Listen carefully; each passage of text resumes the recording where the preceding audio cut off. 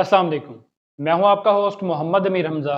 इस वीडियो में बात की जाएगी कि गंदम की फसल में नए उगने वाले पौधे यानी कि जर्मिनेशन के बाद फसल पिलपलाहट का या फिर सफ़ेद रंग के निशानात का शिकार हो रही है। फसल के कुछ पौधों पर उनके जो नोकें हैं वो पीलेपन का शिकार हो रही हैं और कुछ पौधों के मुख्तलिफ हिस्सों पर सफ़ेद रंग के निशानात भी ज़ाहिर हो रहे हैं, जैसे फसल झुलसाव का शिकार हो गई हो। तो इसकी वजूहात क्या हैं, इससे फसल का कितना नुकसान हो सकता है और इसका हल क्या होगा। तो वीडियो में आगे बढ़ने से पहले मैं आपसे गुजारिश करूंगा कि अगर आप इस चैनल पर नए हैं तो इस चैनल को सब्सक्राइब कर दें ताकि आपको आने वाली मजीद वीडियोस भी वक्त पर मिलती रहें। काशकर भाई, सबसे पहले तो इस मसले की वजूहात के बारे में बात करते हैं।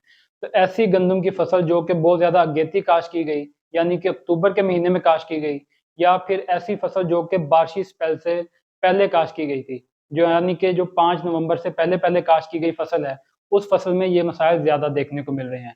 या फिर ऐसी फसल जो कि सख्त ज़मीन में काश की गई है, उन फसलों में भी ये मसाइल देखने को मिल रहे हैं। तो इसकी जो असल वजह है वो दर्जा हरारत का कम या ज़्यादा होना है, क्योंकि जो बहुत ज़्यादा अगेती काश की गई थी उस वक़्त दिन के वक़्त दर्जा हरारत एकदम से बढ़ जाता था और रात के टाइम दर्जा हरारत बहुत ज़्यादा कम हो जाता था। तो ये जो दर्जा हरारत के दरमियान में एक फ़र्क आ रहा था, इस दर्जा हरारत के फ़र्क की वजह से पौधा इंजरी का शिकार हो गया।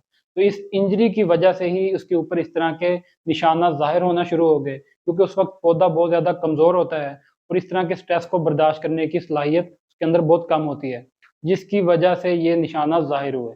तो अब इससे फसल का क्या नुकसान हो सकता है? इससे फसल का कोई ख़ास नुकसान नहीं होगा, वक़्त गुज़रने के साथ-साथ ये मसला खुद ब खुद ख़त्म होता जाएगा।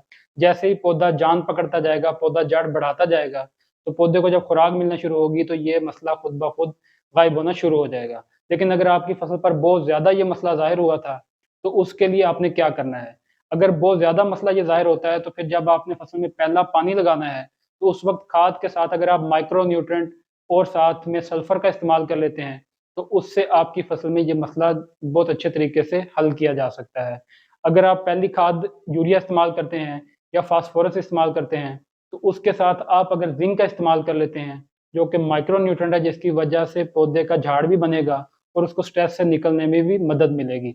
इसी तरह सल्फर की वजह से भी पौधे का जो सब्ज़ा है, यानी कि जो उसका क्लोरोफिल होता है, वो बढ़ जाएगा, उससे भी पौधे के जो ग्रीनरी है वो बहाल हो जाएगी और पौधा अपनी असल हालत में वापस आ जाएगा।